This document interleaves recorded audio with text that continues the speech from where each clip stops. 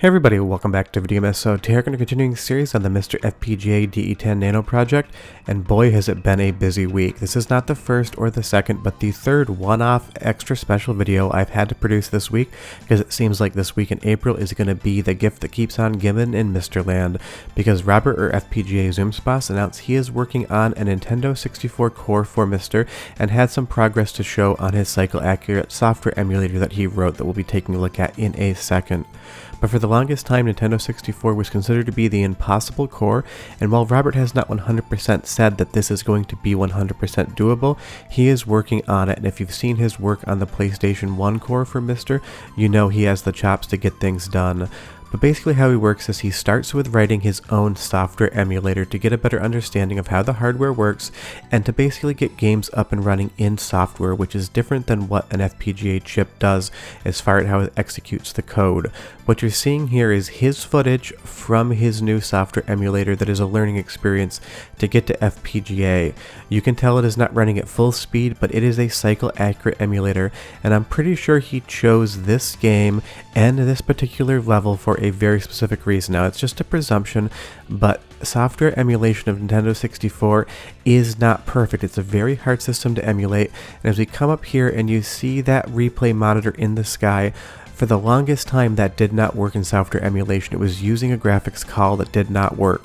In Robert's emulator, it is there, and I think he used that for a particular reason.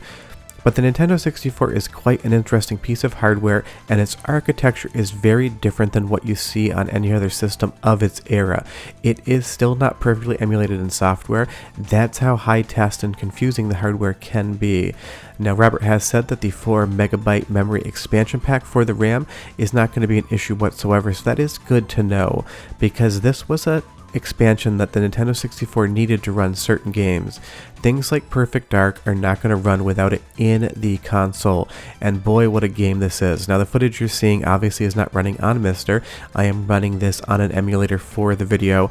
And even if Robert does get this running perfectly on MiSTer, I don't think you're going to be looking at any 4x internal upscaling resolutions like you do get in software. That is a very high test. And even on my i9-12900K, if I push the internal resolution too far, it's going to stop dropping frames.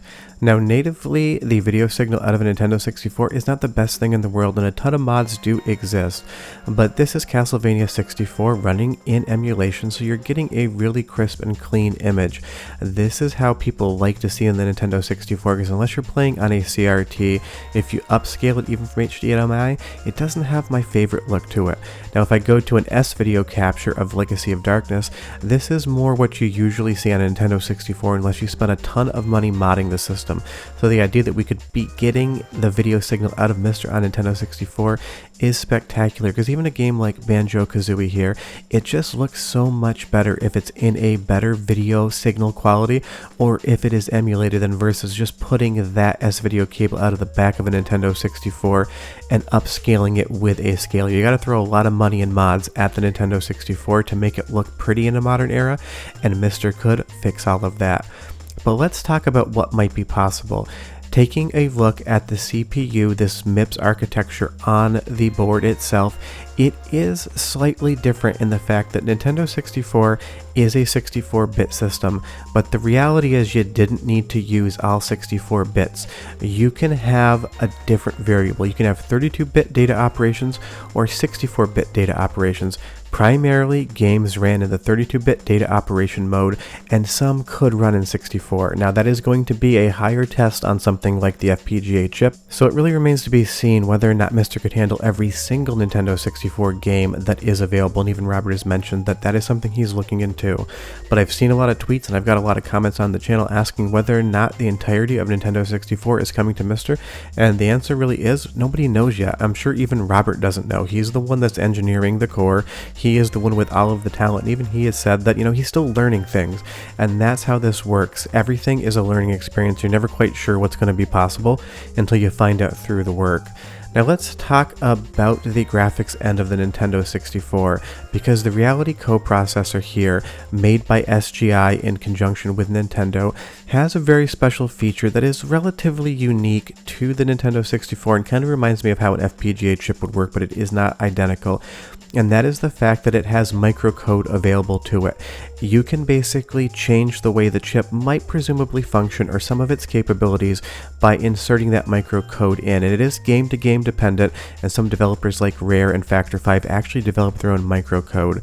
So if you're playing something like Rush 2 on the Nintendo 64, that chip could be running one set of microcode available to it, and if you move over to a different game, it could be running a different microcode entirely, which means that somebody developing a software emulator or an FPGA core for Nintendo 64 is dealing with different sets of that microcode to make sure all of the games run and render as they would expect to be. If you just program in one microcode, that means that some games that use a completely different one may not function, or they may look like a complete mess. And Rare was probably pushing the hardware harder than anybody in the Nintendo 64 era because they were making that microcode. But one thing I've gotten a lot of questions about, and it makes me very, very happy, guys, I'm glad that this Hyper Neo Geo 64 fixation of mine is coming through, is whether or not that means a Hyper Neo Geo 64 core could run on MiSTer, because it uses the same CPU as the Nintendo 64. And my honest answer is, I have absolutely no idea whatsoever. Yes, some of the Nintendo 64 core work could be used for a Hyper Neo Geo 64 core, but there is so much specialized silicon on the Hyper Neo Geo motherboard itself, who knows what could be possible. But my offer is, if any developer who has a reputation wants to take a shot at it, I will provide them with a free They Can Keep It Hyper Neo Geo 60 motherboard to try. But getting Nintendo 64 on MiSTer would be amazing, because even though emulation has made great strides in getting more games working correctly, it is always still great to have more than one option. I use Mupen 64 Plus Next. I find it to be the most reliable emulator, but there is no perfect Nintendo 64 emulator available. Now, of course, like I said earlier in the video, MiSTer probably not going to be doing 4x internal upscaling resolution just based upon that FPGA chip, so there is still a place for emulation, and I hope that MiSTer comes alongside of it and works in conjunction. But I'm just so excited about the idea of getting really clean analog video signal for the Nintendo 64 core out of the MiSTer and into a PVM or even a CRT. Because like I said, I still firmly believe that the Nintendo 64 looks best in analog video, and no matter how many mods you throw at it digitally, I just don't love the image. But this is just showing the potential. Robert was developing this core in secret, and he's been updating his Patreon members on the progress of the secret core, but as of this week, we know he is trying to get Nintendo 64 over to FPGA, and I can't wait to see the work come in. And like I said, maybe in the end it will actually end up being impossible. Nothing is guaranteed in life, including playing the Nintendo 64 on MiSTer FPGA, but we can hope, we can dream, we can keep our fingers crossed, we can keep supporting Robert in his efforts, because that's what he really needs. And if you didn't follow along with the PlayStation 1 core development from Robert, he does like to send out alpha cores for people to test, so when and if something is running on MiSTer, he will probably populate a build out there so you can check it out and do some error reporting. But it seems like MiSTer is going to get Nintendo 64 one day, maybe next month, maybe in the summer, maybe next year, maybe never. But I know you guys wanted me to talk about it because you asked a lot of questions, so I figured why not do a special Sunday episode. So to that, I'm going to go sit down because I've made a lot of videos this week. I'll see you guys next time. Bye-bye.